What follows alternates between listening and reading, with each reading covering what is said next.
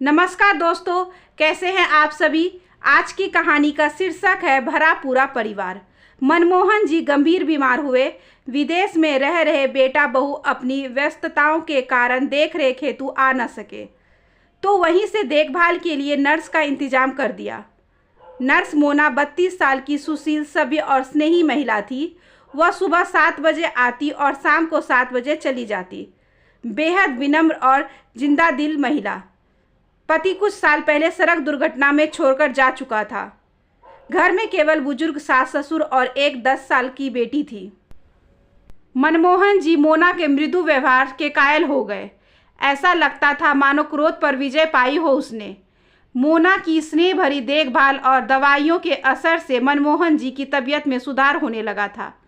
बेटा प्रतिदिन शाम को वीडियो कॉल कर उनका हालचाल जान अपने उत्तरदायित्व की इतिश्री कर लेता था। जैसे जैसे मनमोहन जी की तन की तबीयत सुधार आ रही थी, मन की तबीयत उदास होती जा रही थी। वजह थी स्वस्थ हो जाने के पश्चात उसी अकेलेपन को झेलना।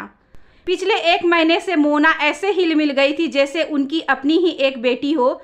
इतवार के दिन वह अपनी बेटी साध्वी को भी साथ ले आती थी। उसकी प्यारी प्यारी भोली बातों से रविवार बड़ा सुकून भरा करता था। मनमोहन जी चाहते थे मोना यहीं रह जाए, लेकिन वह होममेड नहीं नर्स थी। उसके जाने के ख्याल भर से बुढ़ापे का अकेलापन उनकी बेचैनी बढ़ा देता। जब तक मोना घर में रहती, यह बड़ी सी इमारत घर लगने लगती। शाम को उसके जाने के बाद यही घर भुताहा बंगला बन डराने को दौड़ता। खैर, चाहने से क्या होता है।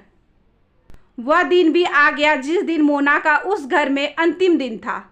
मनमोहन जी पूर्णतः स्वस्थ हो चुके थे। देखभाल के खर्च और मोना के कार्य का भुगतान उनका बेटा ऑनलाइन कर चुका था। सुबह से ही मनमोहन जी का दिल बड़ा भारी था। ऐसा महसूस हो रहा था जैसे अपनी बेटी को विदा कर रहे हो। इतवार था, सो साध्वी भी आई थी। शनिवार को उसके लिए लाई ड्रेस, शू, खिलौने, मिठाई बड़े प्यार से उसे दुलार करते हुए थमाई। साध्वी यह सब लेने के लिए झिझकी और अपनी मम्मी की तरफ देखा। मम्मी की नज़रों की अनुमति मिलते ही उसने सब उत्साह से लपक कर अपनी छोटी सी गोद में समेट लिया।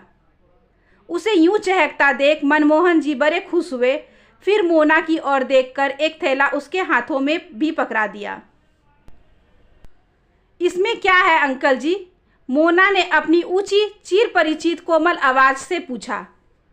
तुम्हारे लिए सूट, मनमोहन जी ने मुस्कुराते हुए कहा। लेकिन अंकल जी, इसकी क्या जरूरत थी? साध्वी के लिए इतना कुछ ले आए आप, और मैं अपने काम के पैसे भी ले चुकी हूँ, मोना ने प्रेम भरे शिकायती लहजे में कहा। जरूरत नहीं थी बेटा, यह तो बस एक बूढ़े पिता की अपनी बेटी के लिए स्नेह समझो तुम। कहते हुए मनमोहन जी ने आशीर्वाद भरा हाथ मोना के सिर पर फेरा। यह देखकर मोना की पलकें भारी हो आई। अब सामान उठा दोनों बेटी माँ जाने को तैयार हुई, तो अचानक मोना ठहरी और मुड़कर मनमोहन जी को देखा। उनकी आंखों में भी आंसू थे। 5 मिनट दोनों तरफ बिछोह की पीड़ा रिश्ती रही। मोना मनमोहन जी के पास आई और उनके गले लग गई। यह देख साध्वी भी खुद को रोक न सकी और दौड़कर उन दोनों को अपने नन्हे आगोश में लपेट लिया। यह शायद संसार का सर्वोत्तम सुंदर दृश्य था।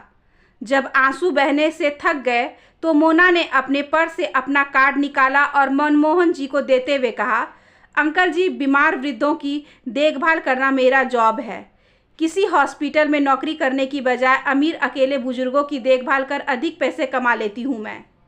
इस नौकरी से मुझे 2 फायदे हुए हैं। एक तो पति के जाने के बाद मजबूत आर्थिक संबल मिला, और दूसरा आप जैसे बड़ों का भर भर आशीर्वाद और प्रेम। मेरे दामन में इतनी दुआएं हैं कि कभी कभी खुद पर नाज होने लगता है। जितने भी अकेले वृद्धों की मैंने देखभाल की है, उनसे पारिवारिक रिश्ता बन गया है।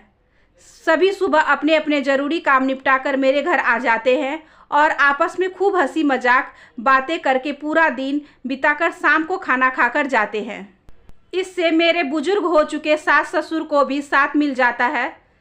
सुबह मेरे ड्यूटी और साध्वी के स्कूल चले जाने के बाद वह भी अकेले रह जाते हैं।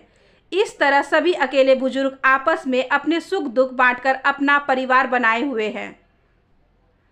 क्या आप भी इस परिवार का हिस्सा होना चाहेंगे? मनमोहन जी ने कार्ड हाथ में लिया और पुनः मोना को जी भर के आशीर्वाद देते हुए कहा, तुम कितनी नेक दिल इंसान हो बेटी। तुम्हें जन्म देने वाले धन्य हैं जिन्होंने सचमुच एक मनुष्य को जन्म दिया है। जरूर बनूंगा तुम्हारे परिवार का हिस्सा, जरूर, कहते हुए मनमोहन जी का गला रूंध गया। तुम्हारे नहीं, हमारे परिवार का हिस्सा बोलो दद्दू। और मम्मी तो रोजाना शाम को आती है, लेकिन मैं जल्दी आ जाती हूँ, अटेंडेंस में ही लेती हूँ सबकी।